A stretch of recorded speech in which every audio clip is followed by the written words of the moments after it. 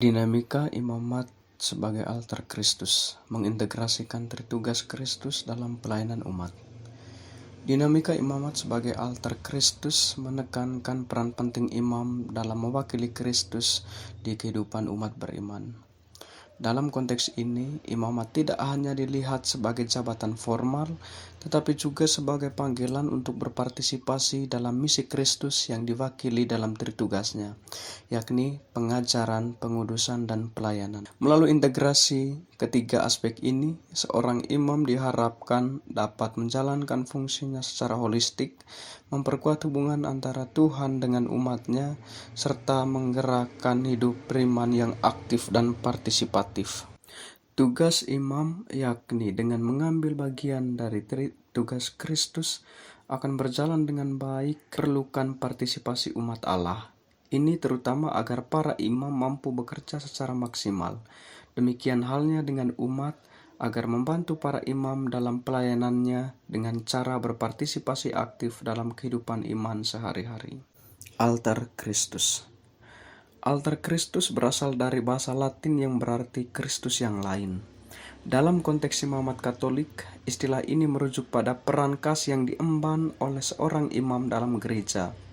Melalui sakramen tabisan, imam menerima kuasa khusus untuk bertindak in persona Christi dan menjadi wakilnya di dunia.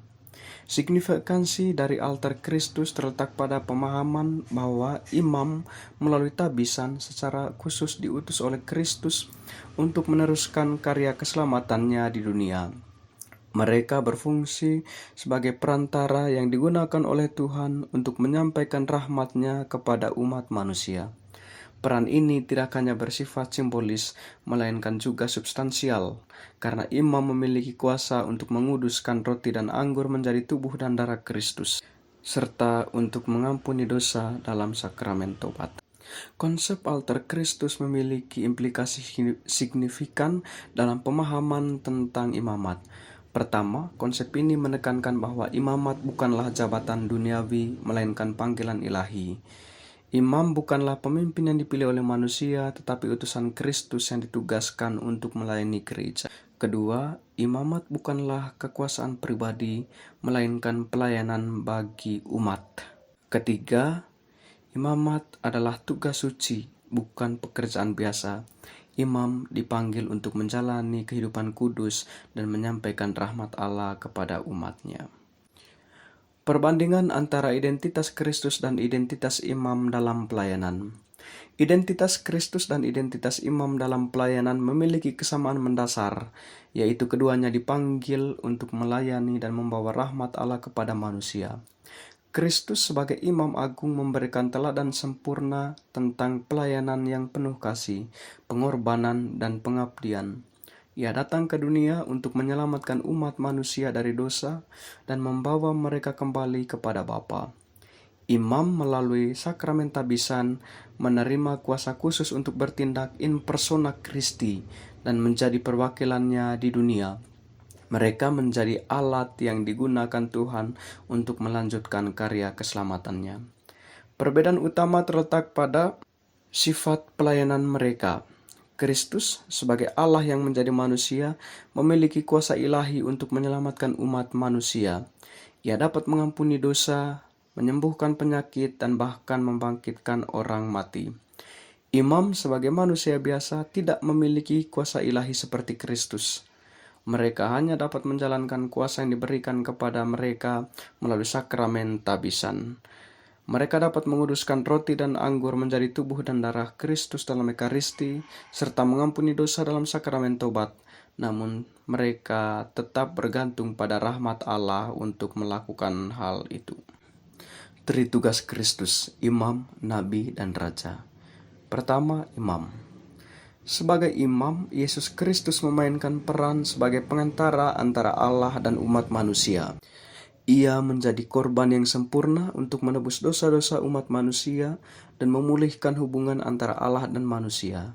Dalam peran ini, Yesus Kristus menunjukkan kasih sayang dan belas kasihan Allah kepada umat manusia. Nabi. Sebagai nabi, Yesus Kristus berperan sebagai pembawa pesan Allah kepada umat manusia.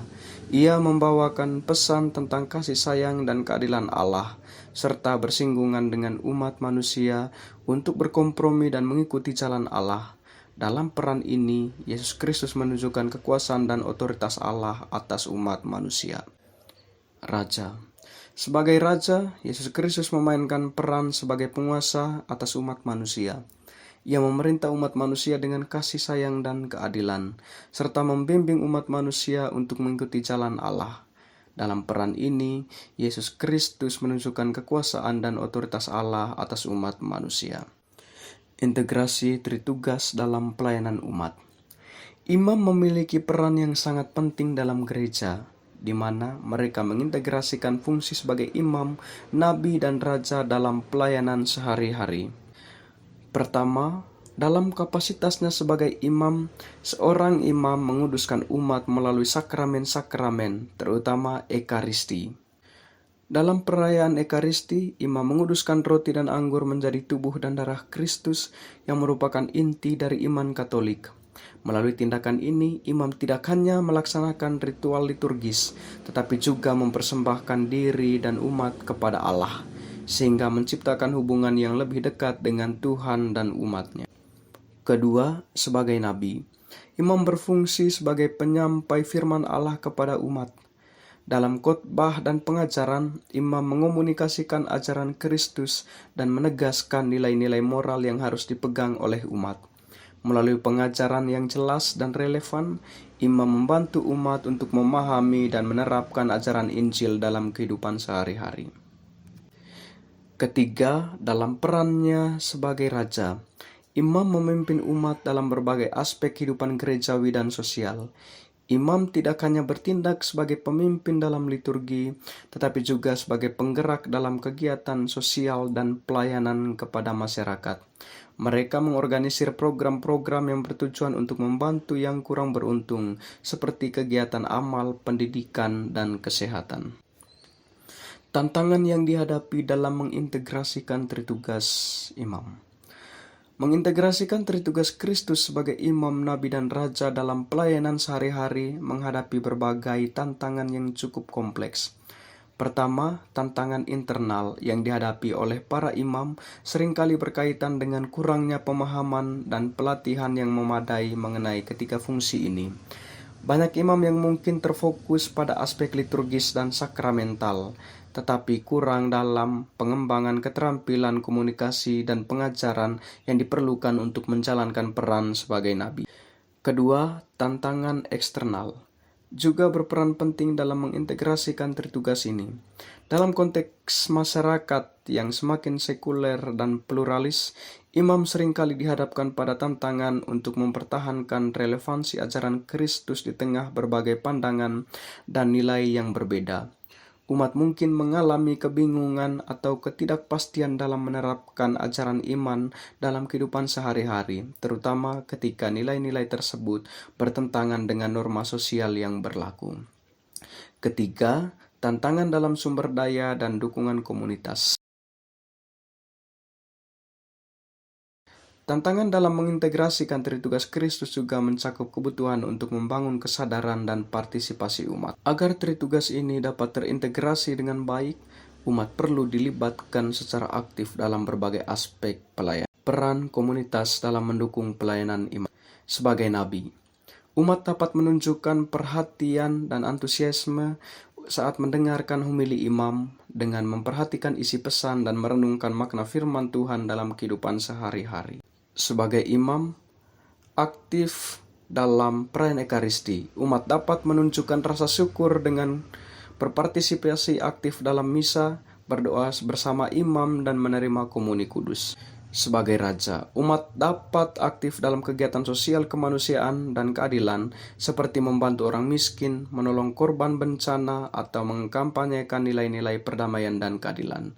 Melalui partisipasi aktif dalam mendukung imam menjalankan tritugas Kristus, umat menjadi bagian integral dalam membangun gereja dan menyebarkan kasih Allah di dunia.